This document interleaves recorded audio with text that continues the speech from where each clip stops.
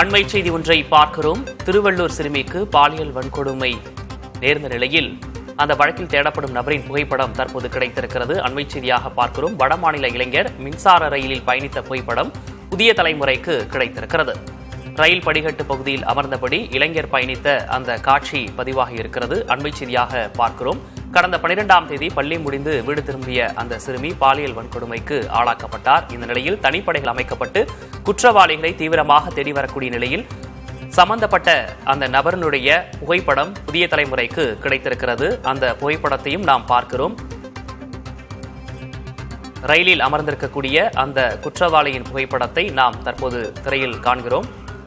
ஏற்கனவே காவல்துறையின் சார்பாக அளிக்கப்பட்டிருந்த அந்த சிசிடிவி காட்சிகளில் அவர் நடந்து செல்வது போன்ற அந்த காட்சிகள் பதிவாகி இருந்தது. தற்போது புகைப்படம் வெளியாகி இருக்கிறது. இது தொடர்பான கூடுதல் விவரங்களை செய்தியாளர் சுரேஷிடம் கேட்கலாம். சுரேஷ், விரிவான விவரம். விக்னேஷ், கடந்த சனிக்கிழமை, அதாவது ஒரு வாரத்துக்கு முன்பாக இங்கு கும்மிடிப்பூண்டி அருகே 8 வயது சிறுமி பாலியல் வன்கொடுமைக்கு ஆளாக்கப்பட்டார்.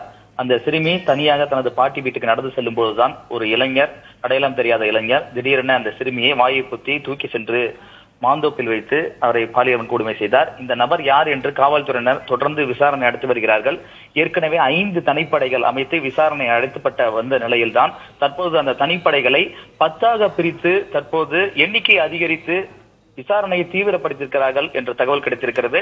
இது ஒரு புறம் என்றால், அந்த இளைஞருடைய புகைப்படத்தை வைத்து போலீசார் அருகே இருக்கக்கூடிய பல்வேறு முக்கிய இடங்கள், ரயில் நிலையங்கள் உள்ளிட்ட இடங்களில் தொடர்ந்து விசாரணை நடத்தி வருகிறார்கள். இப்படிப்பட்ட நிலையில்தான் அந்த நபர் சூலூர்பேட்டையிலிருந்து சென்ட்ரல் நோக்கி சென்ற மின்சார ரயிலில் அன்றைய தினம் பயணித்து வந்திருக்கிறார் என்ற தகவல் தற்போது கிடைத்திருக்கிறது.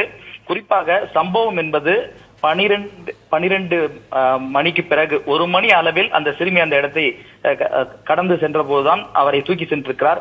ஆகவே அதற்கு முன்பாக சம்பந்தப்பட்ட இடத்திற்கு அந்த இளைஞர் வந்ததாக தகவல் தெரிவிக்கிறார்கள். சுமார் 1 மணி நேரத்துக்கு முன்பாக 12 மணி அளவில் அந்த இடத்திற்கு வந்து இறங்கி இருக்கிறார்.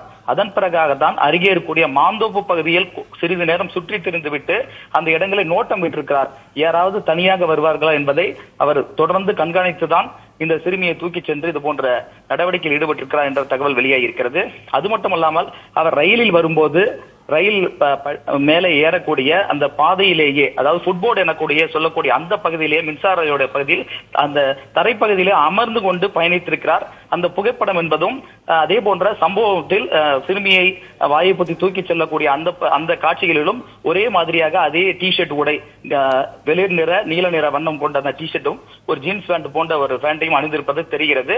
இதே ஆடையோடு தான் அந்த இளைஞர் ரயிலில் பயணித்திருக்கிறார். ஆகவே இவர் ஆந்திர மாநிலம் பகுதியில் இருந்து தமிழக மாநில பகுதி நோக்கி இந்த மின்சார ரயிலில் பயணித்தது முழுமையாக இந்த விசாரணையில் தெரிய வந்திருக்கிறது. ஆகவே ஆந்திர மாநிலத்துக்கு உட்பட்ட பகுதியில் போலீசார் ரயில் நிலையங்களில் முக்கியமாக இந்த போன்ற நபர் ஏதாவது நடமாட்டம் இருக்கிறதா என்றதை தொடர்ந்து அங்கு விசாரணை மேற்கொண்டு வருகிறார்கள்.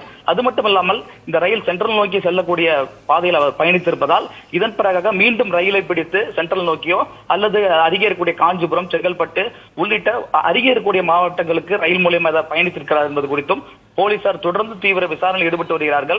ஆகவே அவர் ரயில் மூலியமாக வந்தது என்பது இந்த புகைப்படம் மிக தெளிவாக உறுதிப்படுத்தி இருக்கிறது.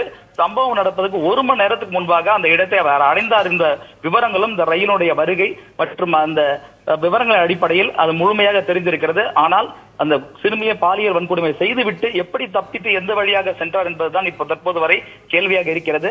ஆகவே தொடர்ந்து ரயில் நிலையங்கள், அது சார்ந்த இடங்களில் போலீசார் தீவிர விசாரணை ஈடுபட்டு வருகிறார்கள். அது மட்டும் இல்லாமல் அருகே இருக்கக்கூடிய கும்மிடிப்பூண்டி, கவரப்பேட்டை, திருவள்ளூர் சுற்றுவட்டாரங்கள், சூலூர்பேட்டை உள்ளிட்ட இடங்களும் போலீசார் முகாமிட்டு தற்போது தேடுதல் பணியை தீவிரப்படுத்தி இருக்கிறார்கள். விக்னேஷ், தீவிரமாக காவல்துறையினர் தேடி வரக்கூடிய நிலையில் சம்பந்தப்பட்ட அந்த நபரின் புகைப்படம் தற்போது வெளியாகி இருப்பது முக்கியத்துவம் வாய்ந்ததாகவே பார்க்கப்படுகிறது. விவரங்களுக்கு நன்றி சுரேஷ்.